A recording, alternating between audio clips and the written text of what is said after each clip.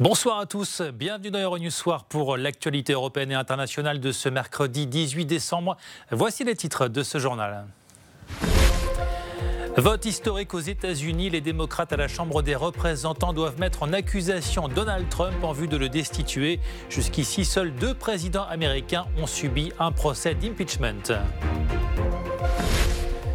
En France, les discussions entre le gouvernement et les syndicats au lendemain d'une nouvelle journée de manifestation contre la réforme des retraites. Les grèves se poursuivent dans les transports et les fêtes de Noël approchent. Notre reportage du jour consacré à la crise migratoire. À Lyon, en France, des hommes squattent un collège désaffecté en attendant d'être fixés sur leur sort. Une attente interminable et douloureuse pour beaucoup d'entre eux.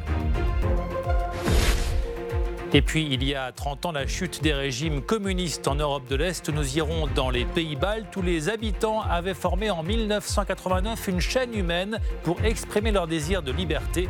Rencontre avec des témoins de l'histoire.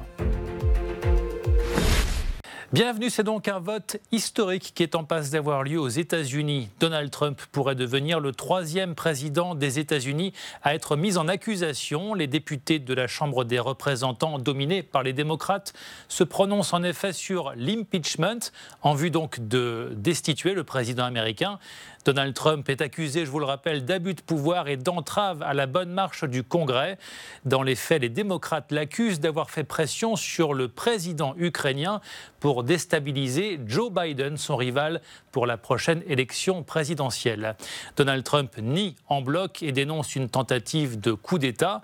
Les débats sont donc en cours à la Chambre des représentants. Le résultat du vote est attendu dans la nuit. On retrouve dans la rédaction Stéphanie Morbois.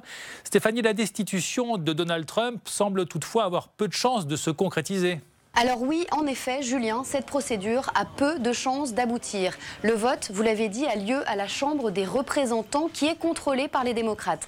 Logiquement donc, la Chambre devrait voter la destitution de Donald Trump, mais c'est ensuite le Sénat contrôlé par les républicains qui devra organiser le procès du président américain. Et les républicains ont déjà prévenu que Donald Trump serait acquitté. Reste que cette procédure, même si elle n'aboutit pas, est loin d'être anodine aux États-Unis. Ce n'est que la 3e fois qu'un tel vote a lieu outre-Atlantique. Seuls Andrew Johnson en 1868 et Bill Clinton en 1998 en ont fait les frais. Richard Nixon, en plein scandale du Watergate, avait préféré démissionner en 1974 plutôt que d'être destitué. De son côté, Donald Trump joue la carte de la victime. Il compte bien tourner cette situation à son avantage. Dans une lettre, il accuse Nancy Pelosi, la chef des démocrates, je cite, de déclarer une guerre ouverte contre la démocratie américaine, et il ajoute « L'histoire vous jugera sévèrement ». En fait, tout ce qui se joue actuellement autour de cette procédure de destitution, c'est la prochaine présidentielle qui a lieu dans moins d'1 an, et la campagne, on le voit déjà, sera particulièrement virulente. Merci Stéphanie Morbois depuis notre rédaction. Dans l'actualité également, en France, encore des grèves dans les transports au lendemain d'une nouvelle journée de manifestation contre la réforme des retraites. Des perturbations sont à redouter pour la période des fêtes. Aujourd'hui, le président Macron s'est dit prêt à quelques concessions. Les discussions entre le gouvernement et les syndicats se poursuivent péniblement. Guillaume Petit. Premier tour de table pour le Premier ministre Édouard Philippe, et pas des moindres. Avec la CGT, l'un des syndicats les plus hostiles à la réforme des retraites. Il s'oppose au système de retraite à points, qui risque d'entraîner selon lui des fluctuations et donc de possibles baisses du niveau des pensions. Il y avait 2 conceptions de la protection sociale qui s'affrontaient. Une individualiste, alors c'est pas ce qu'a dit le Premier ministre, puis le nôtre, l'amélioration du système actuel qui prône la solidarité. Contrairement à la CGT, la CFDT, premier syndicat réformiste en France, reste en faveur d'un système à points qui prend en compte la pénibilité. En revanche, les 2 syndicats se rejoignent sur leur opposition à la mise en place d'un âge pivot. Une mesure pour inciter à travailler jusqu'à 64 ans, soit 2 ans de plus pour obtenir une retraite à taux plein. Si vous n'attendez pas vos 64 ans, votre pension écope d'une décote. Si vous allez même au-delà de 64 ans, c'est un bonus. Pour les syndicats, c'est un calcul financier qui se fait au détriment des salariés. Pour la CFDT, c'est la ligne rouge qui a été dépassée. À la sortie de Matignon, le numéro 1 du syndicat a affirmé être encore très loin d'un accord avec le gouvernement qui laisse malgré tout quelques portes ouvertes. Ce mercredi, Emmanuel Macron s'est même dit prêt à quelques améliorations, notamment sur la question de l'âge pivot. Objectif, éviter un enlisement de la grève pendant la période des fêtes.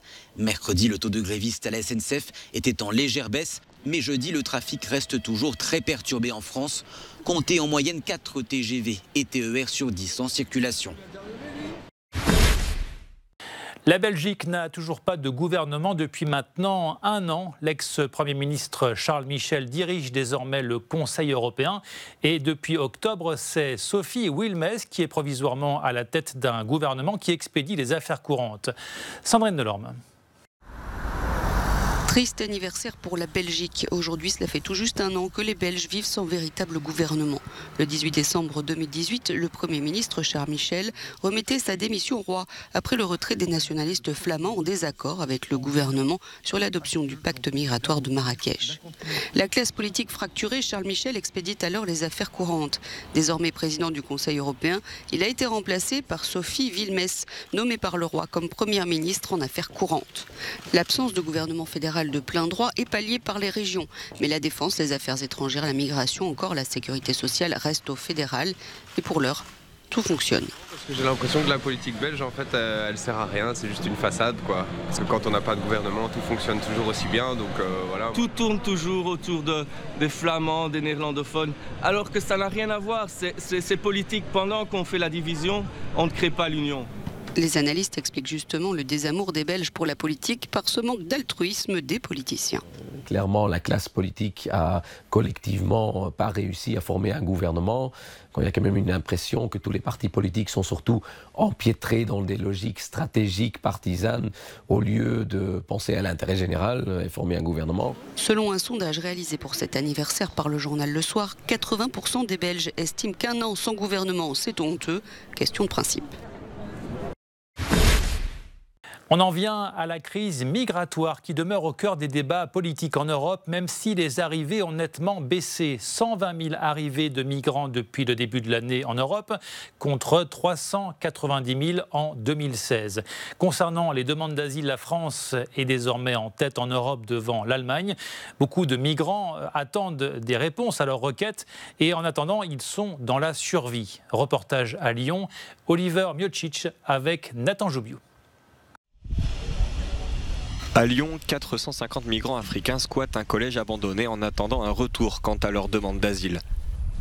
Cet été, le conseil municipal avait voulu expulser tous ceux qui vivaient ici afin de construire de nouveaux logements. Mais la cour d'appel a statué contre, permettant aux migrants de rester une année supplémentaire. Ibrahim est l'un des 450 demandeurs d'asile vivant ici. Il a payé des passeurs pour traverser l'Afrique du Nord afin de rejoindre l'Italie en canot pneumatique, puis Lyon à bord d'un train. C'est ici que je dors. Je ne me sens pas très bien. Vous savez combien il y a de personnes là où je dors? Vous dormez avec différents types de personnes. Certaines sont malades, d'autres non. Mais les maladies se transmettent. La France connaît une pénurie de logements sociaux. Si un toit ne peut être trouvé, les textes européens obligent l'État à verser aux demandeurs d'asile 14 € par jour. Ici en France, ils traitent correctement les migrants. Vous le croyez qu'ils donnent à chaque migrant presque 430 € par mois? On peut s'acheter des choses, on peut manger et s'acheter de bons vêtements, à défaut d'avoir une maison. Les conditions dans ce collège sont difficiles. Les migrants doivent se partager 9 toilettes, dont certaines sont hors service. La plupart des demandeurs d'asile doivent également attendre dans le camp à longueur de journée, n'ayant pas les autorisations de travailler. Quand je pourrai amener ma famille, quand ils me donneront les documents, je travaillerai dur ici. Ce n'est pas au gouvernement de nourrir ma famille, ce n'est pas au gouvernement d'aider ma famille. Je vais travailler. La France a récemment dépassé l'Allemagne en tant que première destination européenne pour les demandeurs d'asile et est en passe de recevoir un nombre record de demandes cette année. Sur les 123 000 demandes formulées en 2018, seulement un quart d'entre elles avaient été accordées, une proportion en diminution par rapport à 2016. On en vient désormais à notre rubrique Euroviews. Chaque jour, nous vous proposons un tour d'horizon de l'actualité vue par nos autres rédactions et en partie en version originale. Via libera alla fusione tra FCA e Peugeot, l'intesa tra i due gruppi dell'auto che Notre bureau italien revient sur l'accord de fusion entre le français PSA et l'italo-américain Fiat Chrysler, fusion qui pourrait se concrétiser d'ici un an et qui verra naître ainsi le 4e constructeur automobile mondial. La nouvelle entité représentera quelques 400 000 salariés et des ventes annuelles de 8,7 millions de véhicules. di risparmiare quasi 4 miliardi di euro all'anno senza chiudere nessuno degli stabilimenti. Justo antes de ser detenido, un cura argentino se ha quitado la vida. Notre bureau espagnol revient sur le suicide d'un prêtre argentin accusé d'abus sexuels sur mineurs. Il a mis fin à ses jours par arme à feu alors qu'il devait être placé en détention. Récemment, en Argentine, 2 prêtres ont été condamnés à plus de 40 ans de prison pour des faits de pédophilie. Et hier, le Vatican a levé le secret pontifical sur les cas d'abus sexuels dans l'Église. Agilizar las investigaciones. Novo capítulo na crise financeira na prefeitura do Rio de Janeiro que suspendeu esta terça-feira. Notre bureau portugais revient sur cette crise budgétaire qui frappe la municipalité de Rio de Janeiro au Brésil.